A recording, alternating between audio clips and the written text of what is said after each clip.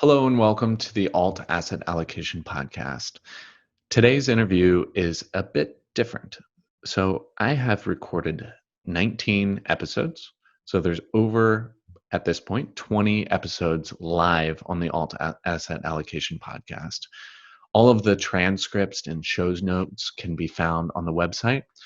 But on this episode, and I'll have a blog post that goes into much more detail and has all the fun charts that you would ever want.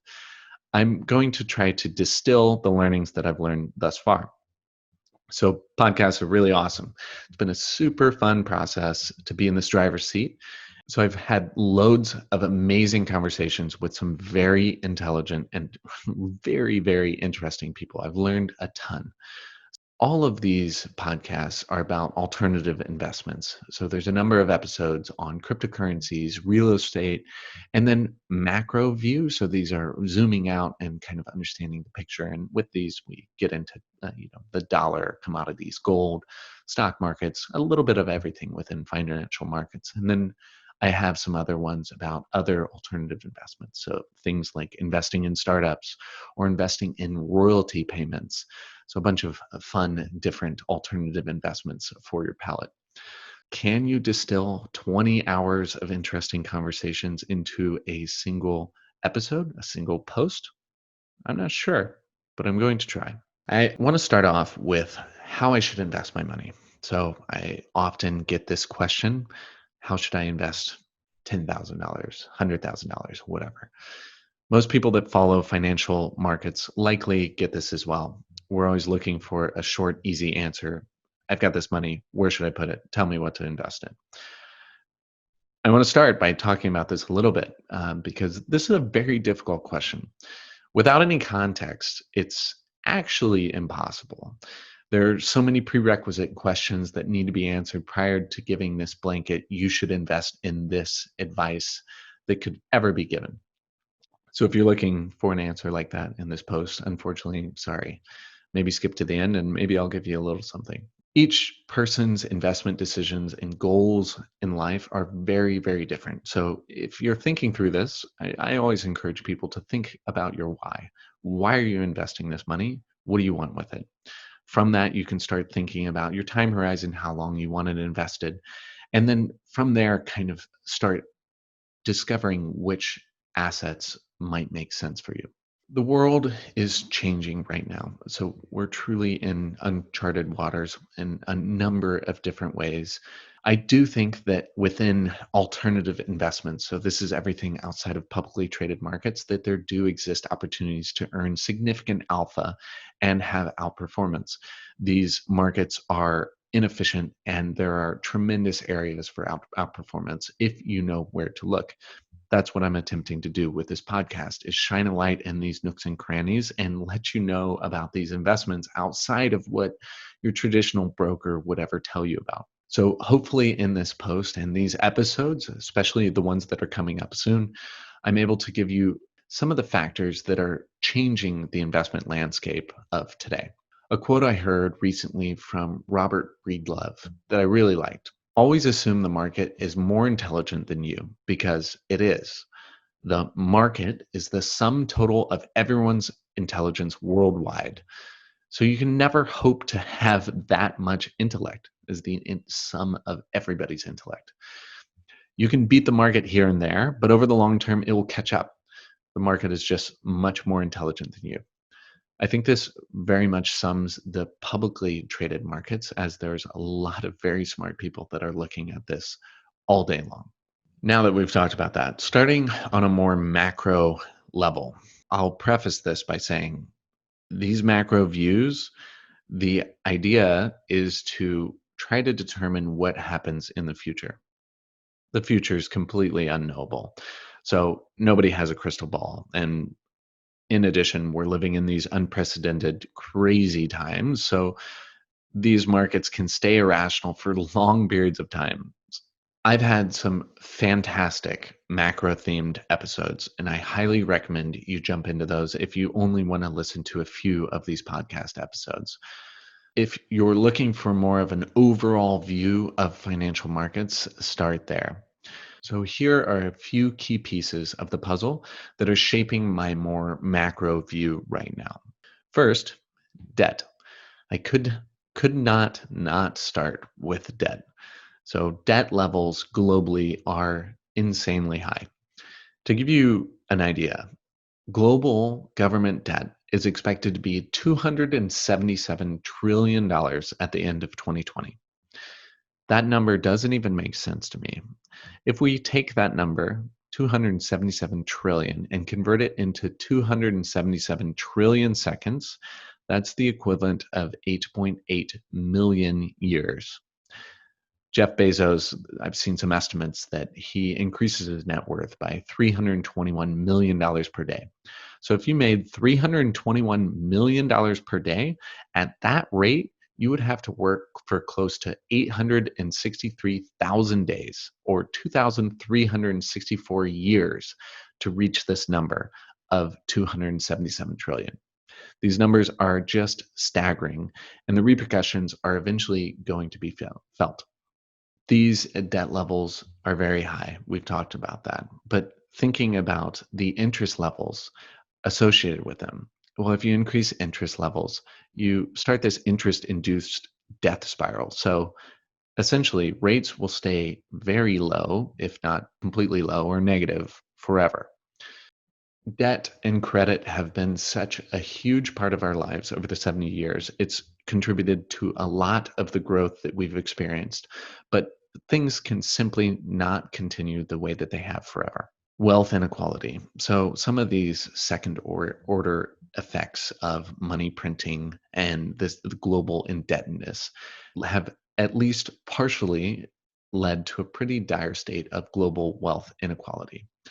In the blog post, I'll have some charts, but the top 10% have 69, 70% of the wealth globally, and the bottom 90% have the remaining one third or 30% of the wealth. Wealth inequality has been exacerbated by the rise of asset prices. So inflation has not been felt to the average person, but the way that the new money has been entering the system has inflated asset prices. While the wealthy own these assets, the poor do not. So it just increases wealth inequality over time. Further, pensions are massively underwater, and we have a gigantic generation of baby boomers that are moving toward retirement. Inflation has not been present according to the CPI measurement, but if you open up this bucket and look inside, you see that there are massive deflationary prices pressure on goods. So this is thanks to globalization, outsourcing to cheaper labor and manufacturing overseas, and this is offset by much higher prices in services, medical, schooling, for example.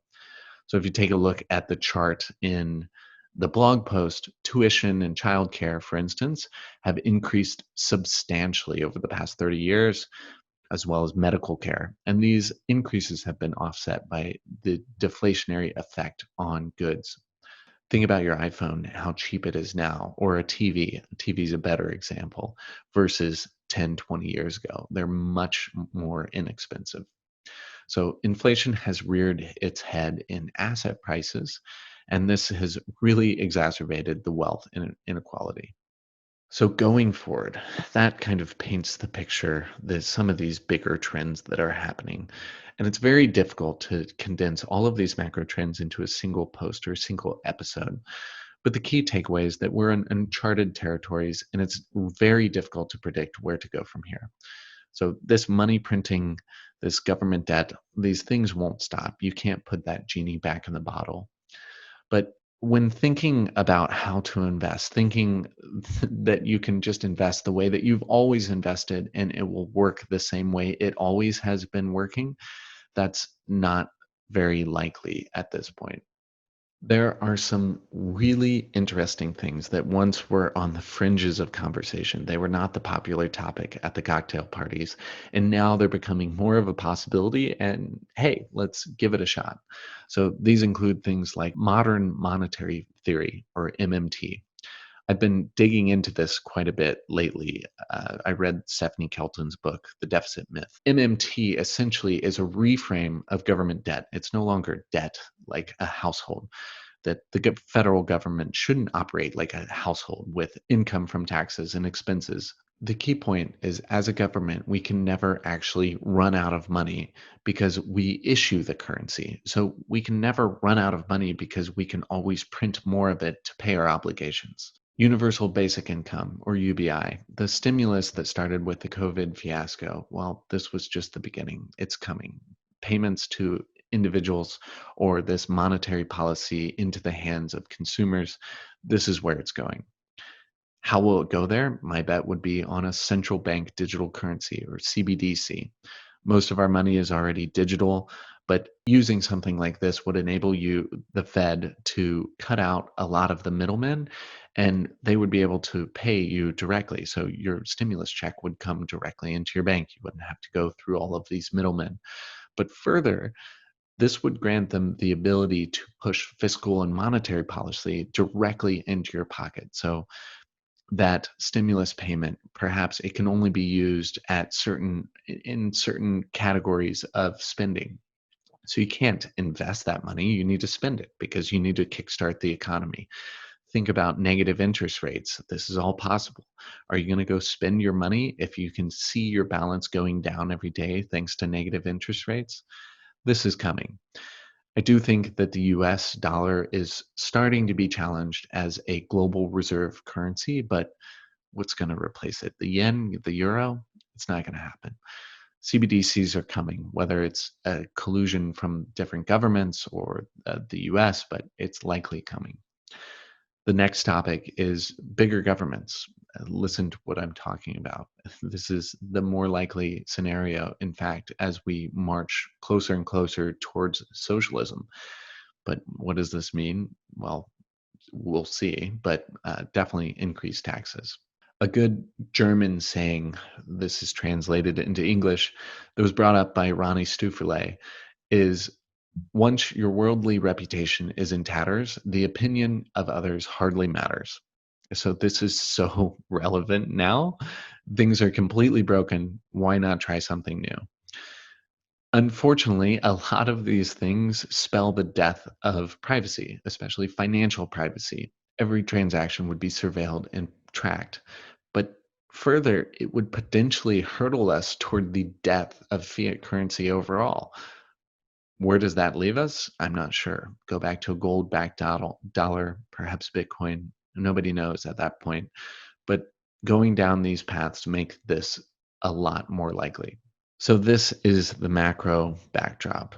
Thinking that you can invest the way that you always have in markets that have behaved the way that always have, and that this will just continue to work going forward, it's not likely. So educating yourself on these bigger things that are happening in the world is so imperative now more than ever. One other interesting thing, one other useful thing is talking about mistaken beliefs that support different bubbles. And we talk about this a lot in the Jesse Felder interview. Originally, he had attributed it to George Soros, but I actually couldn't find the link. But what are the mistaken beliefs that help support this bubble? A few that are potentially mistaken beliefs that are hyper present during this time. One, no matter the price I pay, if I hold long enough, I'll always be made whole.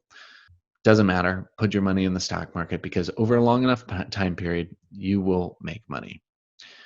Another one, put money in stocks. No matter what, stocks deserve a place in everybody's portfolio. So these are hyper present. Are these mistaken beliefs? We'll see. These beliefs have driven a massive passive investing bubble, and US equities are overvalued by nearly all measures. So, US equities growth and momentum have dominated markets for the recent history. Will we see a return to value investing? Who knows? But on a relative valuation basis, there's a lot of value showing up in other markets, such as emerging markets, anything in value, commodities, energy. And these have been beaten down beyond belief, and relatively speaking, could offer some desirable valuations at these levels. A good one to listen to here is all about oil and energy with Art Berman. He is a expert in this field, and we talk at length of why you can't write off oil or energy at these levels. Next, zooming out. So that was publicly traded markets. What about total asset allocation? Well, the 60-40 asset allocation. So this has been the standard for investing. You have 60% of your assets in stocks and 40% in bonds. And this is how people think in some iteration of that. This is changing. Bonds are at zero. They're not performing the way that they should perform in a portfolio. I highly recommend listening to Vincent Dillard on the death of the 60-40 portfolio episode. But if this 60-40 portfolio asset allocation is changing, where is that capital going? Investors go out on the risk spectrum for diversification, but either way, they want to replace that bond allocation. Gold comes up in a number of my episodes. I've actually written an article on the website entirely devoted to this yellow metal. Gold likely deserves a place in most people's portfolios. I've always been a Warren Buffett fan, and he was never a fan of this yellow metal gold. So growing up, I've always invested in cash flow producing assets like stocks and never really was that interested in gold until I actually went down the Bitcoin rabbit hole and started questioning everything about money. But that's a whole nother story. In times of uncertainty, economic uncertainty, with inflation, which is likely on the rise, perhaps it makes sense to have a little bit, if not more, gold allocation in your portfolio. It's been a store of value for thousands of years. It's under-owned across portfolios, and it's relatively undervalued versus other assets. There's a great interview with Rob Price on gold's place in an investment portfolio, and we also talk at length at why Bitcoin may offer similar attributes. After doing nearly 40 of these interviews, I don't understand how all roads don't lead to gold, or at least a more sound version of some sort of money, and that inflation is going to come, and it's going to come in a very extreme way at some point in the future. Next up is cryptocurrency. So there's a number of episodes on cryptocurrency. I've tried to keep it a little light. This is where I work. This is something that I'm very passionate about. So I've broken this up in the blog post in between cryptocurrency Bitcoin and cryptocurrency other, because that's a very large categorization, just saying cryptocurrency in general. So I'll give another Robert Breedlove quote. I listened to one of his podcasts and I really, really liked it. I'll link it in the show notes of this podcast. Robert Breedlove described Bitcoin as a non-counterparty insurance policy on the legacy central banking system, an insurance policy that becomes more valuable the more dollars they print. I think this is a fantastic description, exactly what Bitcoin is.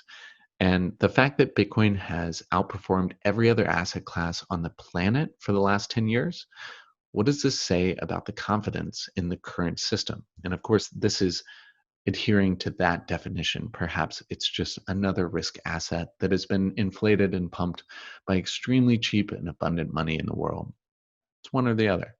In terms of investment, and I've said this many times on the podcast, but for the wealthy, there are two gigantic things to be scared of: hyperinflation and confiscation of wealth.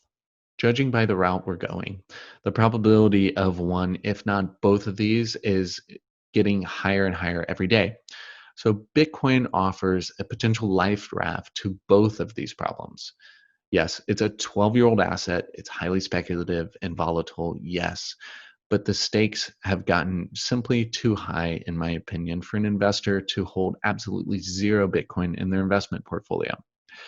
I advise people all the time, put something like 1% of your portfolio into Bitcoin. If it goes to zero, which it's highly improbable, but not impossible at this point, you're not going to starve. You're not going to hurt too badly.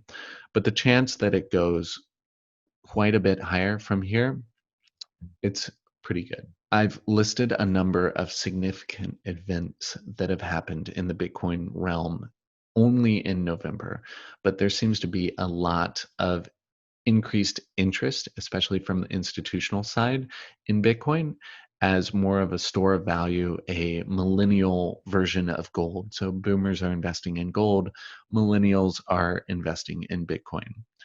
There's a very good episode that I highly recommend that I'll also link in the blog post comparing gold and Bitcoin in an investor's portfolio. Make sure and check that out. Next, cryptocurrency, non-Bitcoin. So again, there's so much happening within the cryptocurrency category. And these things are not only very, very interesting, but potentially very lucrative from an investment perspective.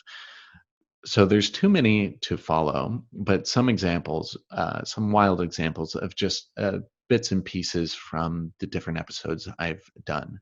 So you can purchase personal tokens, almost like an income share agreement or investing in a person, like the Teal Fellowship. You can invest in digital real estate and bet on the coming metaverse. You can lend your crypto in decentralized finance or DeFi and earn over 100% APY, or you can purchase and store, collect digital art. I actually believe that something like digital art facilitated by NFTs, non-fungible tokens, will be very, very big in the future. I've written an entire blog post on why I think digital art will be huge. It's also linked in the blog post. But I highly recommend listening to the episode with Devin Finzer of OpenSea to get a good overview of NFT's potential overall. These things are going to be huge. Lastly, real estate. So there's a lot of different ways to have real estate exposure in a portfolio.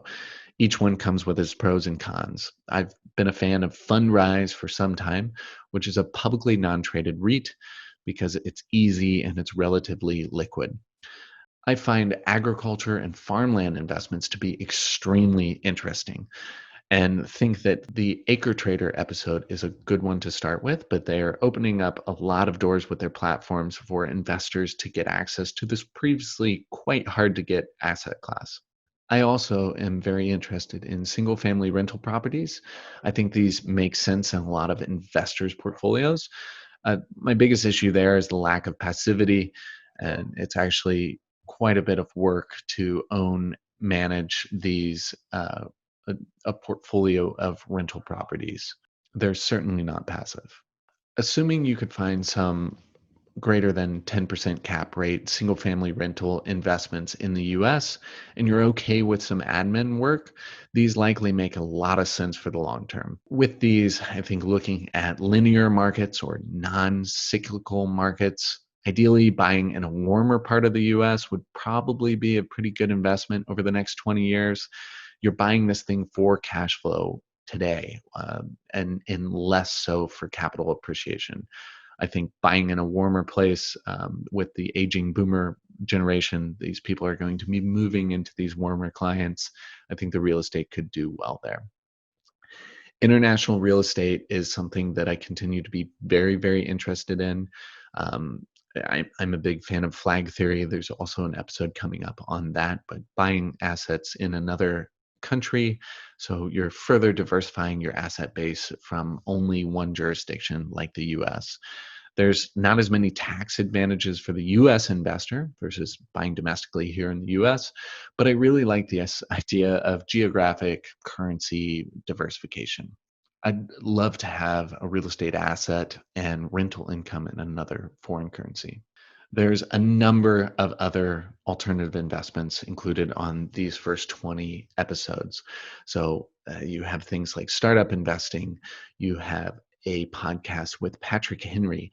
He's raised a ton of money through all the different methods possible, and he's a legend and shares his great advice on how to think through these different methods, which ones to choose, pros and cons of each. It's very good. I have episodes about investing in startups with WeFunder. So this is not just equity-based investing. They have a bunch of other offerings through debt and other sorts of structuring. Acquiring private service businesses of kingmakers. This is a very interesting one. Valuations are relatively cheap, and there's some macro trends at play here. So you can pick up these smaller service businesses for 3 times EBITDA. they could be a potential cash cow. And if you're willing to roll up your sleeves and do the work, you could roll up a few of these and have a really nice, tidy little business. Episode number 5, Private Credit with Cadence. This is a fantastic platform. So if you're looking for these short-term, high-interest investments, so there's plenty of 1 to 6 month investments. It's all private credit, and it's around 10% APY. So pretty good offering there. And then additionally, we have one, episode 10, about investing in royalty rights. So doesn't get much more diversified than that. It's not tied to public markets. If you're investing in royalty rights from music, very different and a fascinating investment class. Okay, so there is a lot there.